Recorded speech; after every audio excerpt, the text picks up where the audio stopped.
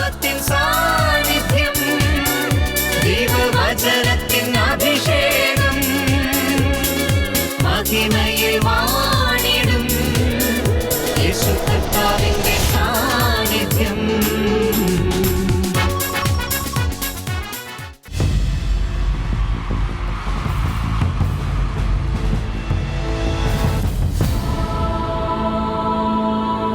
നിൻ വചനം ധ്യാനിക്കുമ്പോ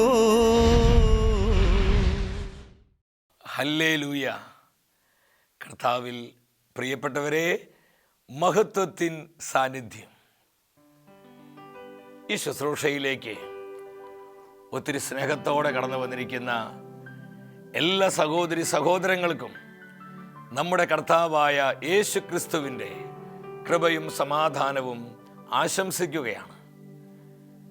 16-ാം സങ്കീർത്തനം 5-ാം തിരുവചനം. കർത്താവാണ് എൻ്റെ ഓഹരിയും പാനപാത്രവും. സങ്കീർത്തകനായ ദാവീദ് തൻ്റെ ജീവിതത്തിൻ്റെ അവകാശം നമ്മോട് പങ്കുവയ്ക്കുകയാണ്. എൻ്റെ കർത്താവാണ് എൻ്റെ ഓഹരി, എൻ്റെ പാനപാത്രം. എത്ര മനോഹരമായ തിരിച്ചറിവാണിത്. നമ്മുടെ ജീവിതത്തിൻ്റെ ഓഹരിയായി കർത്താവ് മാറുമ്പോൾ നമ്മൾ ഒന്നിനെക്കുറിച്ചും ആകുലപ്പെടണ്ട. ഈ വലിയ തിരിച്ചറിവോടെ ഇന്നത്തെ ശുശ്രൂഷകളിലേക്ക് നമ്മൾ പ്രവേശിക്കുകയാണ്. മനസ്സിൻ്റെ സകല ഭാരങ്ങളും, നമ്മൾ അനുഭവിക്കുന്ന എല്ലാവിധ ദുഃഖ ദുരിതങ്ങളെയും കർത്താവിൻ്റെ ബലമുള്ള കരങ്ങളിൽ ഏൽപ്പിച്ചുകൊണ്ട് നമ്മൾ ഒരു നിമിഷം പ്രാർത്ഥിക്കാൻ പോവാണ്. ആയിരിക്കുന്നിടത്ത് സാധിക്കുന്ന എല്ലാവരും എഴുന്നേറ്റ് നിൽക്കുക. ടെലിവിഷനിലൂടെയും ഓൺലൈൻ പ്ലാറ്റ്ഫോമിലൂടെയും ഈ ശുശ്രൂഷയിൽ പങ്കെടുത്ത് പ്രാർത്ഥിക്കുന്ന എൻ്റെ സഹോദരി സഹോദരങ്ങളെ, ഇത് കൃപയുടെ മണിക്കൂറുകളാണ്. ദൈവത്തിൻ്റെ പരിശുദ്ധാത്മ നമുക്ക് വേണ്ടി പ്രവർത്തിക്കുന്ന അത്ഭുതത്തിൻ്റെ സമയം. നമ്മൾ ഒരുമിച്ച് വലതുകരം ഉയർത്തി ഉച്ചത്തിൽ പ്രാർത്ഥിക്കുന്നു. കർത്താവായ ദൈവമേ, കർത്താവായ ദൈവമേ, അത്ഭുതങ്ങളും അടയാളങ്ങളും നൽകണമേ, അത്ഭുതങ്ങളും അടയാളങ്ങളും നൽകണമേ. ദൈവത്തിന്റെ പരിശുദ്ധാത്മാവേ, ദൈവത്തിന്റെ പരിശുദ്ധാത്മാവേ, സകല ശക്തി ഞങ്ങൾക്ക് തരണമേ, സഹന ശക്തി ഞങ്ങൾക്ക് നൽകണമേ. പരിശുദ്ധാത്മാവേ, പരിശുദ്ധാത്മാവേ, പരിശുദ്ധാത്മാവേ, പരിശുദ്ധാത്മാവേ, യേശുവിലുള്ള അടിയുറച്ച വിശ്വാസം ഞങ്ങൾക്ക് നൽകണമേ, ഞങ്ങൾക്ക് നൽകണമേ. ഞങ്ങളെ അനുഗ്രഹിക്കണമേ, ഞങ്ങളെ അനുഗ്രഹിക്കണമേ. അഭിഷേകം ചെയ്യണമേ, ഞങ്ങളിലേക്ക് വരണമേ, ഞങ്ങളിലേക്ക് വരണമേ. പരിശുദ്ധാത്മാവേ വരണമേ, പരിശുദ്ധാത്മാവേ വരണമേ, പരിശുദ്ധാത്മാവേ വരണമേ, പരിശുദ്ധാത്മാവേ വരണമേ. ഞങ്ങളോട് സംസാരിക്കണമേ, ഞങ്ങളോട് സംസാരിക്കണമേ. ഞെരുക്കങ്ങളിൽ, സങ്കടങ്ങളിൽ, കഷ്ടതകളിൽ ഞങ്ങളെ ബലപ്പെടുത്തണമേ, ഞങ്ങളെ ബലപ്പെടുത്തണമേ. Hallelujah, hallelujah. യേശുവേ നന്ദി, യേശുവേ നന്ദി. കരമടിച്ച് ആത്മാവിൽ നിറഞ്ഞ് എല്ലാം മറന്ന് പാടി പ്രാർത്ഥിക്കുകയാണ്. നമ്മുടെ ജീവിതത്തിലുള്ള തകർച്ചകളെ ഓർത്ത്, നമ്മൾ അനുഭവിക്കുന്ന കഷ്ടതകളെ ഓർത്ത്, പലവിധ ഞെരുക്കങ്ങളെ പ്രതി മനം തുറന്ന് കർത്താവിനെ സ്തുതിച്ച് മഹത്വപ്പെടുത്താം. പരിശുദ്ധാത്മാവ് ഇടപെടുന്ന സമയമാണ്.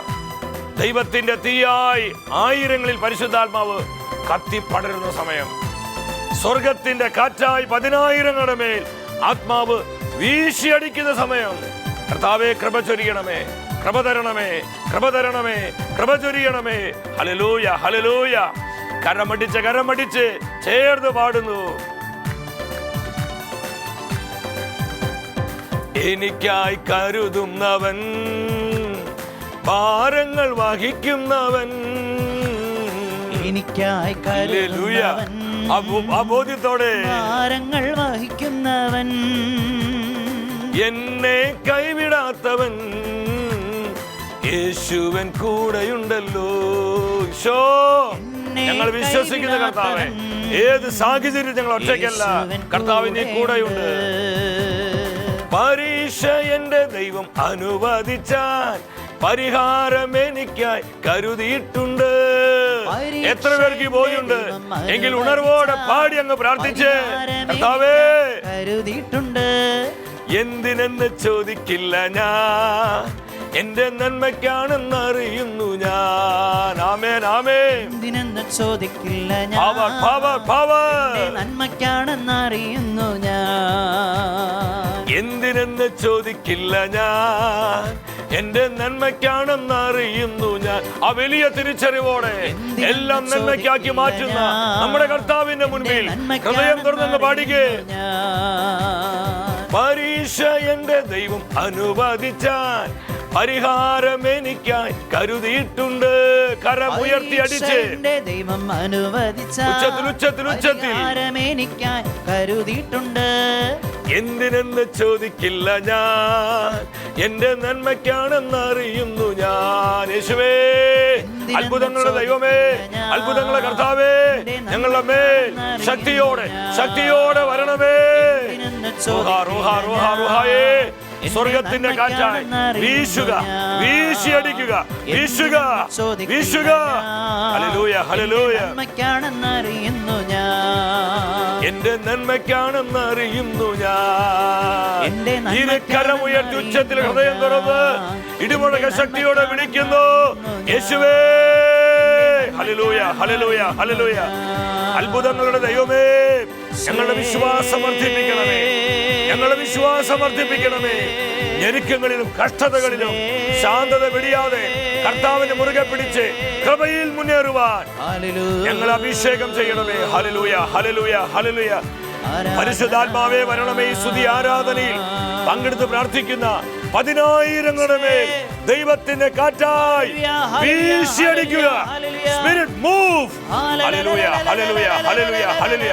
കെട്ടുകളെ പൊട്ടിക്കുന്ന അഭിഷേകം, മുഖങ്ങൾ ഒടിക്കുന്ന അഭിഷേകം, ശത്രുവിന്റെ എല്ലാ കോട്ടകളെയും തകർക്കുന്ന അഭിഷേകം കർത്താവേ അങ്ങനെ ജനത്തിന്റെ മേൽ പകരണമേ.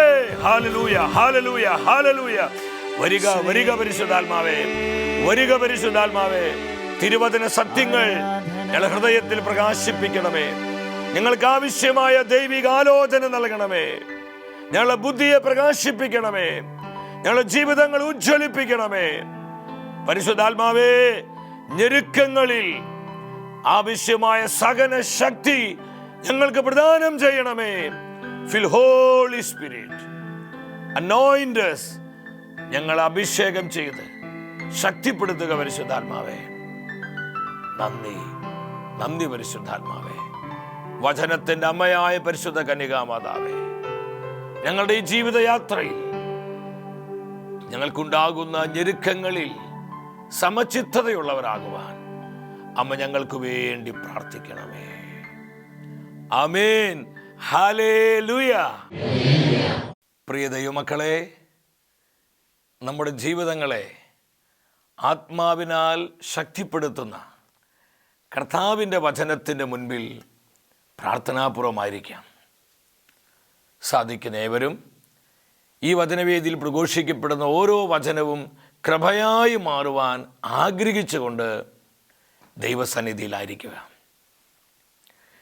ഇന്നത്തെ വചന ശുശ്രൂഷയിലൂടെ പരിശുദ്ധാത്മാവ് നമ്മെ പഠിപ്പിക്കുന്നത് ഞെരുക്കങ്ങളിൽ സങ്കടപ്പെടേണ്ട, ഞെരുക്കങ്ങളിൽ സങ്കടപ്പെടേണ്ട. നമ്മളായിരിക്കുന്ന ഈ കാലഘട്ടത്തിൽ ഈ തിരുവചന സന്ദേശത്തിന് വലിയ പ്രാധാന്യമുണ്ട്.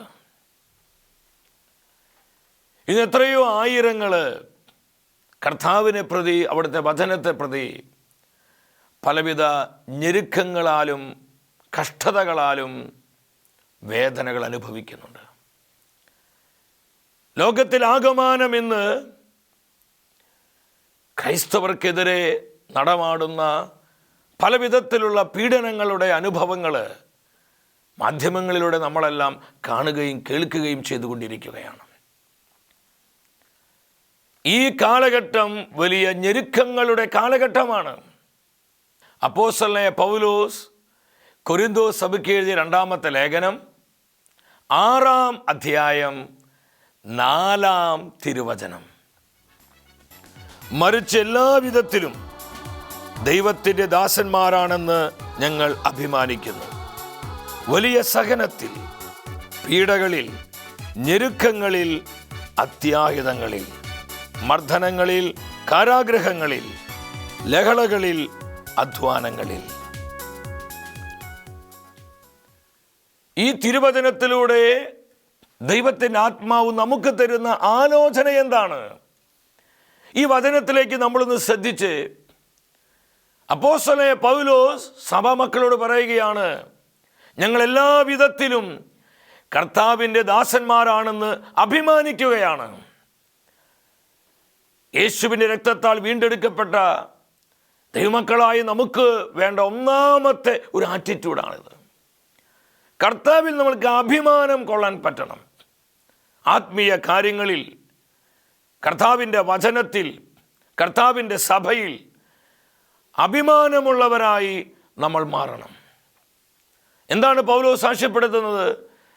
ദൈവത്തിൻ്റെ ദാസന്മാരെന്ന നിലയിൽ ഞങ്ങൾക്ക് വലിയ അഭിമാനമുണ്ട്. ഞങ്ങൾ എല്ലാവിധത്തിലും തകർക്കപ്പെടുന്നു. പീഡനങ്ങളിലെ, ഞെരുക്കങ്ങളിലെ, സഹനങ്ങളിലെ, കൊടിയ ദുരിതങ്ങളിലെല്ലാം ഞങ്ങൾ അഭിമാനം കൊള്ളുകയാണ്. പലപ്പോഴും നമുക്ക് തോന്നും, വിശുദ്ധ പൗലോസ്ലീഹ പറയുന്നത് എത്ര മണ്ടത്തരമാണ്. ലോകം മനുഷ്യന് ഇത് മനസ്സിലാക്കാൻ പറ്റത്തില്ല. ഞെരുക്കങ്ങളിൽ എങ്ങനെ അഭിമാനം കൊള്ളാൻ പറ്റണേ? പീഡനങ്ങളിലും കൊടിയ സഹനങ്ങളിലും എങ്ങനെയാണ് ഒരു വ്യക്തിക്ക് അത് അഭിമാനമായി അനുഭവപ്പെടുന്നത്? യേശു അനുഭവമുള്ളവർക്ക് മാത്രമാണ്, പരിശുദ്ധാത്മാവിൻ്റെ നിറവുള്ളവർക്ക് മാത്രമാണ് ഈ മർമ്മം പിടികിട്ടുകയുള്ളൂ. പൗലോസ് അഭിമാനം കൊണ്ടത് കർത്താവിനെ പ്രതിയുള്ള ഞെരുക്കങ്ങളിലായിരുന്നു. എൻ്റെ സഹോദരി സഹോദരങ്ങളെ, ഇത് കഷ്ടതയുടെ കാലഘട്ടമാണ്. നമ്മുടെ കർത്താവ് 2000 വർഷങ്ങൾക്ക് മുമ്പ് പ്രവചനാത്മാവിൽ പറഞ്ഞ പല പ്രവചനങ്ങളും നമ്മളായിരിക്കുന്ന നാളുകളിൽ നിറവേറപ്പെട്ടുകൊണ്ടിരിക്കുക. ഇന്ന് എത്രയോ ആയിരക്കണക്കിന് നമ്മുടെ ക്രൈസ്തവ സഹോദരി സഹോദരങ്ങൾ ലോകത്തിൻ്റെ പല ദിക്കുകളിലും തങ്ങൾ സ്വീകരിച്ച വിശ്വാസത്തിന് വേണ്ടി, തങ്ങളെ വീണ്ടെടുത്ത് രക്ഷിച്ചവനായ യേശു ക്രിസ്തുവിനെ പ്രതി മരണം വരിച്ചു പോലും തങ്ങളുടെ സ്നേഹം പ്രകടമാക്കുകയാണ്. യോഹന്നാന്റെ സുവിശേഷം 16-ാം അധ്യായം 33-ാം വചനത്തിൽ നമ്മുടെ കർത്താവ് പറഞ്ഞു, ഈ ലോകത്തിൽ നിങ്ങൾക്ക് ഞെരുക്കങ്ങൾ ഉണ്ടാകും. ആ വചനം നമ്മളെല്ലാവരും ശ്രദ്ധിക്കണം. ഈ ലോകത്തിൽ നിങ്ങൾക്ക് ഞെരുക്കങ്ങൾ ഉണ്ടാകും. ആരെല്ലാം യേശുവിനെ സ്നേഹിക്കുന്നുവോ, യേശു ക്രിസ്തുவோട് ഐക്യപ്പെട്ട് വിശുദ്ധ ജീവിതം നയിക്കാൻ ആരെല്ലാം ആഗ്രഹിക്കുന്നുവോ അവർക്കെല്ലാം കൊടിയ പീഡനങ്ങൾ ഉണ്ടാകും, വലിയ ഞെരുക്കങ്ങൾ ഉണ്ടാകുമെന്ന് കർത്താവ് തന്നെ സാക്ഷ്യപ്പെടുത്തുകയാണ്. ഞാൻ ആത്മാവിൽ പറയട്ടെ, എൻ്റെ സഹോദരി സഹോദരങ്ങളെ, നമ്മളൊരു യഥാർത്ഥ ക്രിസ്ത്യാനിയാണെങ്കിൽ ഈ ലോകത്തിൽ ലോകം ആഗ്രഹിക്കുന്നത് പോലെയുള്ള ഒരു കംഫർട്ട് ഒരിക്കലും നമുക്കുണ്ടാവുകയില്ല. കർത്താവ് തരുന്ന സമാധാനത്തെക്കുറിച്ചല്ല ഞാൻ പറയുന്നത്. എത്ര വലിയ ദുരിതത്തിൻ്റെയും ഞെരുക്കത്തിൻ്റെയും നടുവിൽ കർത്താവ് തരുന്നൊരു സമാധാനം നമുക്കുണ്ട്. കർത്താവ് തരുന്ന ആനന്ദമുണ്ട്. കർത്താവ് നൽകുന്ന രക്ഷയുടെ അനുഭവമുണ്ട്. ഞാൻ അതിനെക്കുറിച്ചല്ല പറയുന്നത്. ഈ ലോകം കാണുന്നത് പോലെ, ഈ ലോകം ചിന്തിക്കുന്നത് പോലെയുള്ള ഒരു കംഫർട്ട്, ഒരു ആശ്വാസം നമുക്കുണ്ടാവുകയില്ല. അത് നിത്യതയിൽ മാത്രമാണ് നമുക്ക് ലഭിക്കുക. കർത്താവിൻ്റെ വാക്കുകൾ നമ്മൾ ഓർക്കുക. ഈ ലോകത്തിൽ നിങ്ങൾക്ക് ഞെരുക്കങ്ങൾ ഉണ്ടാകും, എങ്കിലും നിങ്ങൾ ഭയപ്പെടേണ്ട, ഞാൻ ഈ ലോകത്തെ കീഴടക്കിയിരിക്കുന്നു. എത്ര ശക്തിയുള്ള വചനമാണിത്. ഞെരുക്കങ്ങളിൽ സമചിത്തതയുള്ളവരാകാം. പലവിധ ഞെരുക്കങ്ങളാൽ കഷ്ടപ്പെടുന്ന അനേകം ജീവിതങ്ങൾ ഈ ശുശ്രൂഷയിലും പങ്കെടുക്കുന്നുണ്ട്. ഇവിടെ പറയുന്ന ഞെരുക്കം എന്ന് പറയുന്നത് കർത്താവിനെ പ്രതി നമുക്കുണ്ടാകുന്ന ഓരോ ഞെരുക്കമാണ്. വിശ്വാസത്തെ പ്രതി, ദൈവവചനത്തിൻ്റെ സത്യങ്ങൾക്ക് വേണ്ടി നമുക്കുണ്ടാകുന്നൊരു ഞെരുക്കമുണ്ട്. ലോകം നമ്മളെ ഞെരുക്കും. യേശുവിനെ അറിയാത്ത മനുഷ്യർ നമ്മളെ ഞെരുക്കും. സുവിശേഷത്തെ സ്നേഹിക്കാത്തവർ നമ്മളെ പീഡിപ്പിക്കും. നമ്മൾ അസ്വസ്ഥരാകേണ്ട, കർത്താവ് കൂടെയുണ്ട്. ഈ ഓരോ ഞെരുക്കവും വലിയ ലാഭമാണെന്ന് എൻ്റെ സഹോദരി സഹോദരങ്ങളെ നമ്മൾ തിരിച്ചറിയണം. വീണ്ടും നമ്മുടെ കർത്താവ് പറഞ്ഞു, യോഹന്നാന്റെ സുവിശേഷം 14-ാം അധ്യായം 27-ാമത്തെ വചനമാണ്, ഞാൻ നിങ്ങൾക്ക് തരുന്ന സമാധാനം ലോകം തരുന്നത് പോലെയല്ല. ആർക്കും നിങ്ങളിൽ നിന്ന് അതെടുത്തു മാറ്റുവാൻ സാധിക്കുകയില്ല. നിങ്ങൾ അസ്വസ്ഥരാവുകയോ ഭയപ്പെടുകയോ വേണ്ട. ആ വചനം നമ്മൾ ശ്രദ്ധയോടെ ഒരിക്കൽ കൂടെ കേൾക്കുക. നിങ്ങൾ ഭയപ്പെടുകയോ അസ്വസ്ഥരാവുകയോ വേണ്ട. ഞാൻ തരുന്ന സമാധാനം ലോകം തരുന്നത് പോലെയല്ല. എന്തിനാണ് കൂടെ കൂടെ ആവർത്തിച്ച് ഈ വചനം പറഞ്ഞ് കർത്താവ് നമ്മളെ ബലപ്പെടുത്തുന്നത്? ഈശോയ്ക്കറിയാം കർത്താവിനെ സ്നേഹിക്കുന്ന മക്കൾക്ക് ഈ ലോക ജീവിതത്തിൽ വലിയ ഞെരുക്കങ്ങൾ ഉണ്ടാകുമെന്ന്. ഈ ലോകം അവരെ കൈയടിച്ച് സ്വീകരിക്കുകയില്ല. ഈ ലോകം അവരെ അംഗീകരിക്കുകയില്ല. ഈ ലോകം അവരെ പ്രോത്സാഹിപ്പിച്ച് വളർത്തുകയില്ല. എങ്ങനെ തകർക്കാം, എങ്ങനെ ഇല്ലാതാക്കാം, എങ്ങനെ ഇവരെ തളർത്തിക്കളയാം, എങ്ങനെ ഇവരെ ചവിട്ടിക്കൂട്ടാം, ഇതാണ് ലോകത്തിന് ചിന്താഗതി. ഇതിൻ്റെ നടുവിലും ദൈവമക്കള് പരിശുദ്ധാത്മാവിൽ കരുത്തുള്ളവരാകണം. ഇതിന് നടുവിലും ദൈവത്തിൻ്റെ ജനം ക്രിസ്തുവിൽ അഭിമാനം കൊള്ളുന്നവരാകണം. പക്ഷേ പൗലോസിനെ പോലെ ഞങ്ങൾ ഞെരുക്കങ്ങളിൽ അഭിമാനം കൊള്ളുന്നു. എൻ്റെ പ്രിയപ്പെട്ടവരെ, എന്നെ പലപ്പോഴും സ്വാധീനിച്ചിട്ടുള്ള, പലപ്പോഴും എൻ്റെ ഹൃദയത്തിന് ഒത്തിരി ആനന്ദം നൽകിയിട്ടുള്ള ഒരു തിരുവചന ഭാഗമാണ് വെളിപാടിൻ്റെ പുസ്തകം 2-ാം അധ്യായം 8 മുതലുള്ള വചനങ്ങൾ. അവിടെ സ്മിർണയിലെ സഭയെ നോക്കി കർത്താവ് പറയുന്ന കാര്യമുണ്ട്. സ്മിർണയിലെ സഭ പീഡിത സഭയായിരുന്നു. ഇന്ന് ലോകത്തിലെ പല ദിക്കുകളിലും കർത്താവിൻ്റെ സഭ പീഡിപ്പിക്കപ്പെട്ടുകൊണ്ടിരിക്കുക.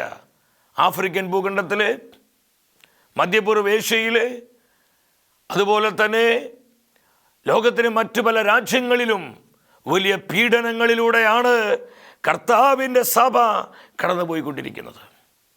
ഏതാനും നാളുകൾക്ക് മുൻപ് ബെനഡിക്ട് 16 മാർപ്പാപ്പ പ്രകാരം പറഞ്ഞു, ആദിമ സഭ കടന്നുപോയതിനേക്കാളും വലിയ പീഡനങ്ങളിലൂടെയാണ് ആധുനിക സഭ കടന്നുപോയിക്കൊണ്ടിരിക്കുന്നത്.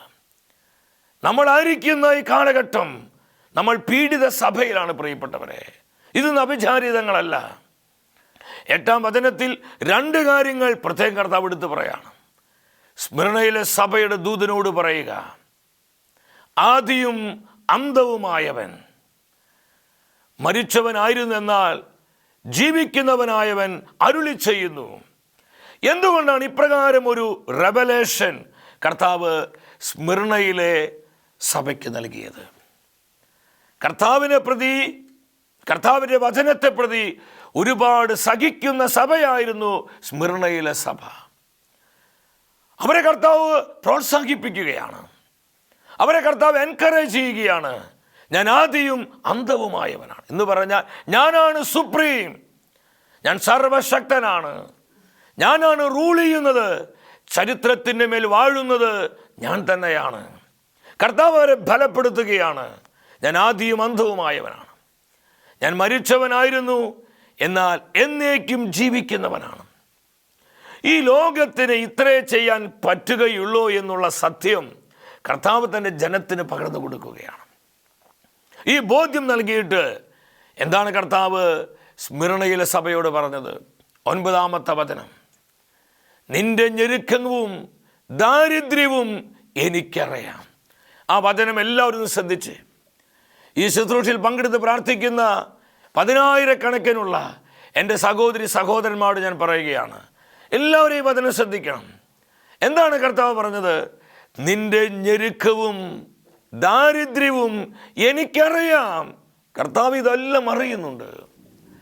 എൻ്റെ സഹോദര സഹോദരി, കർത്താവായ യേശുവിനെ പ്രതി, നമ്മുടെ വിശ്വാസത്തെ പ്രതി, ദൈവവചനത്തെ പ്രതി എനിക്കും നിങ്ങൾക്കും ഉണ്ടാകുന്ന ഓരോ ഞെരുക്കവും കർത്താവ് നന്നായി അറിയുന്നുണ്ട്. ഹല്ലേലൂയ!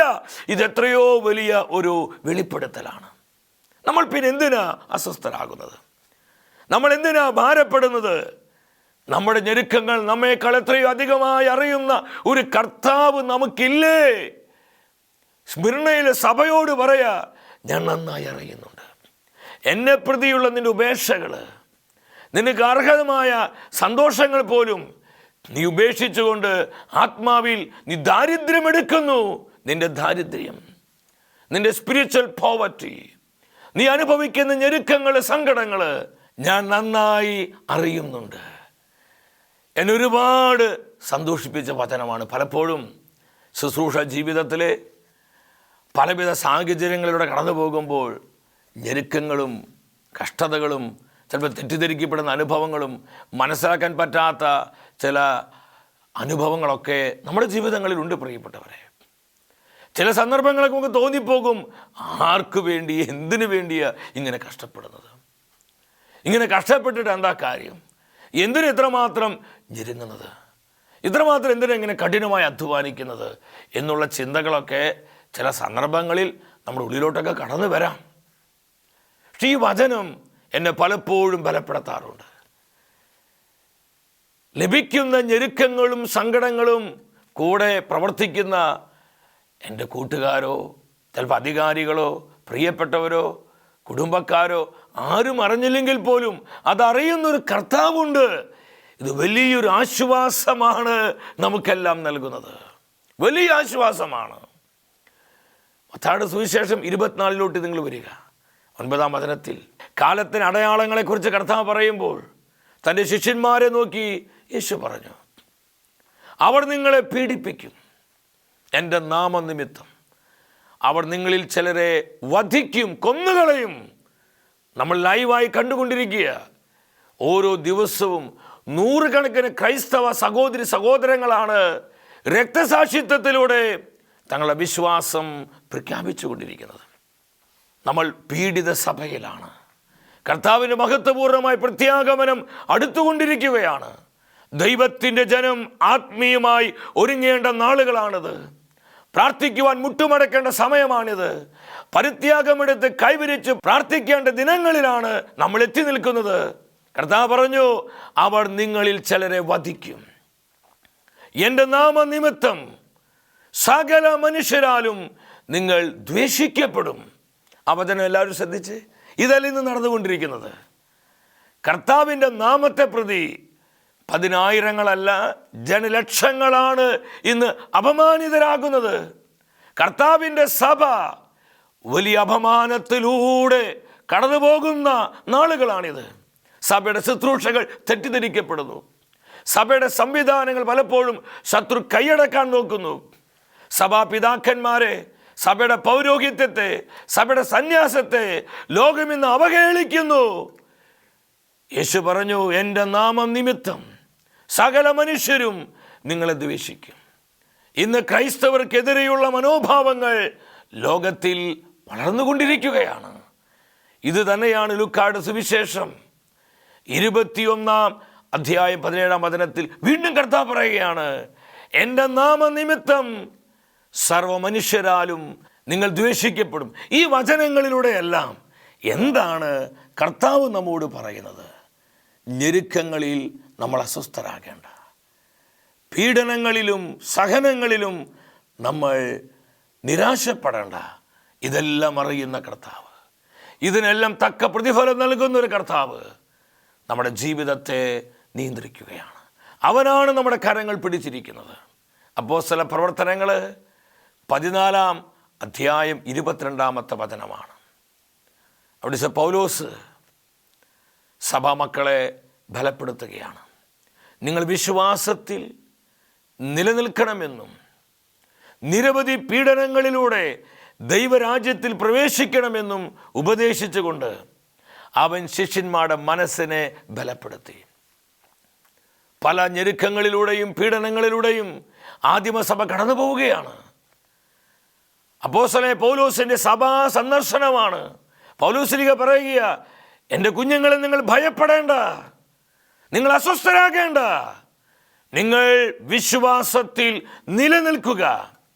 നിരവധി പീഡനങ്ങളിലൂടെ, ആ വാക്ക് നിങ്ങൾ ശ്രദ്ധിച്ച്, യഥാർത്ഥത്തിൽ നമ്മൾ യേശുവിനെ സ്നേഹിക്കുന്നുവെങ്കിൽ, കർത്താവിൻ്റെ വചനത്തെ വില കൊടുത്ത് അനുസരിക്കുന്നുവെങ്കിൽ ഈ ലോകം നമ്മളെ പീഡിപ്പിക്കും, നിശ്ചയമാണ്. ഇതാണ് പൗലോസ് പറയുന്നത്. നിരവധി പീഡനങ്ങളിലൂടെ, ആ പീഡനങ്ങൾ വ്യർത്ഥമല്ല, ആ ഞെരുക്കങ്ങൾ പാഴായി പോകുന്നില്ല.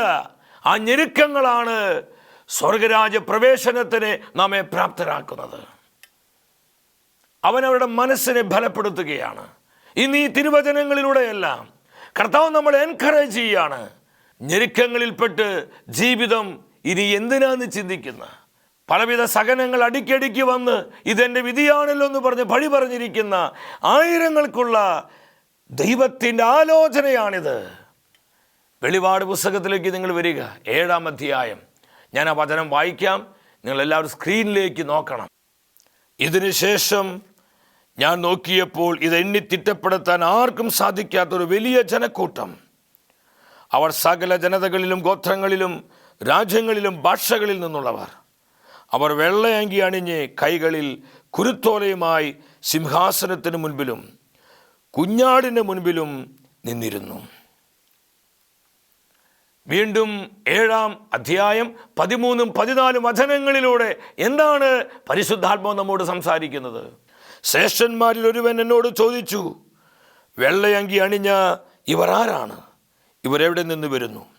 ഞാൻ മറുപടി പറഞ്ഞു, പ്രഭോ, അങ്ങേക്കറിയാമല്ലോ. അപ്പോൾ അവൻ പറഞ്ഞു, ഇവരാണ് വലിയ ഞെരുക്കത്തിൽ നിന്ന് വന്നവർ, കുഞ്ഞാടിൻ്റെ രക്തത്തിൽ തങ്ങളുടെ വസ്ത്രങ്ങൾ കഴുകി വെളുപ്പിച്ചവർ. അപ്പോസ്തലൻ യോഹന്നാൻ കാണുകയാണ്, എല്ലാ ഗോത്രങ്ങളിൽ നിന്നും ഭാഷകളിൽ നിന്നും എണ്ണി തിട്ടപ്പെടുത്താൻ കഴിയാത്ത വിധം ഒരു വലിയ ജനക്കൂട്ടത്തെ യോഹന്നാൻ കാണുകയാണ്. അവർ വെള്ളയങ്കി അണിഞ്ഞിരിക്കുന്നു, അവരുടെ കരങ്ങളിൽ കുരുത്തോലയുണ്ട്, സിംഹാസനത്തിൻ്റെ മുൻപിലും കുഞ്ഞാടിൻ്റെ മുൻപിലുമായി അവർ നിൽക്കുകയാണ്. യോഹന്നാൻ ചോദിച്ചു, ആരാണ് ഈ വെള്ളയങ്കി അണിഞ്ഞു വന്നവരെ?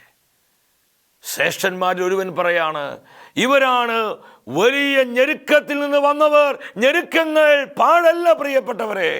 ഈ വചനം നമ്മെ പഠിപ്പിക്കുന്ന സത്യം എന്താണ്?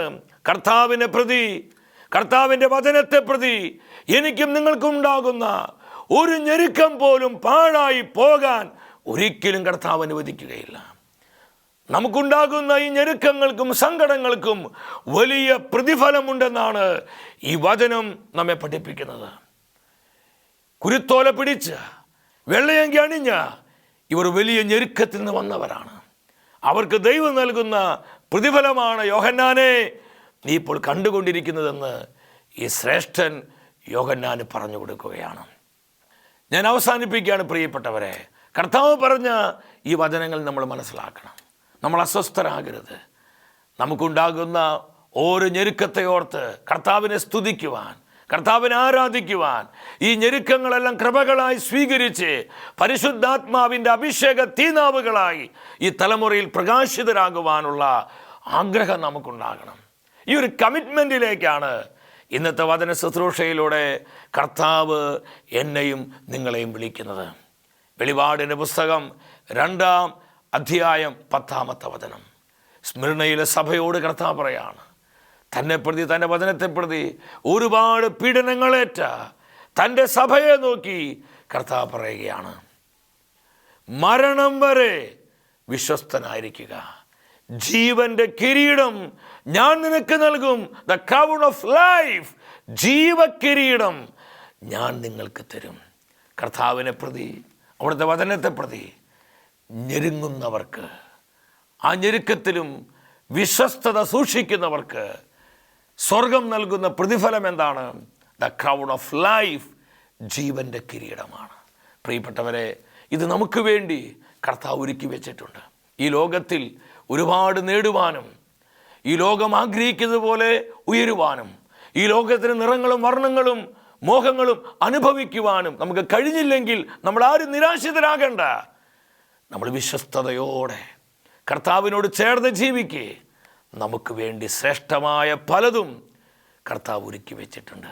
ജീവൻ്റെ കിരീടം ഞാൻ നിനക്ക് തരികയാണ്. ഞെരുക്കങ്ങളിൽ സങ്കടപ്പെടാതെ പൗലോസിനെ പോലെ അഭിമാനമുള്ളവരായി, ആനന്ദമുള്ളവരായി, ധീരതയോടെ ഈ തലമുറയിൽ നമ്മുടെ കർത്താവിനെ നമുക്ക് ഉയർത്താം. ഈ തിരുവചനങ്ങളിലൂടെ നമ്മുടെ ആവശ്യങ്ങളെയും നമ്മുടെ കുടുംബങ്ങളെയും നമ്മുടെ നിരവധിയായ നിയോഗങ്ങളെയും കർത്താവ് സമൃദ്ധമായി അനുഗ്രഹിക്കട്ടെ. അടുത്ത ആഴ്ചയിൽ ദൈവവചനത്തിൽ നമ്മൾ ധ്യാനിക്കുന്നത് നിർഭയം സാക്ഷ്യം നൽകുക. ഈ ശുശ്രൂഷയിലേക്ക് പ്രാർത്ഥിച്ചൊരുങ്ങി നമുക്കെല്ലാവർക്കും കടന്നു വരാം.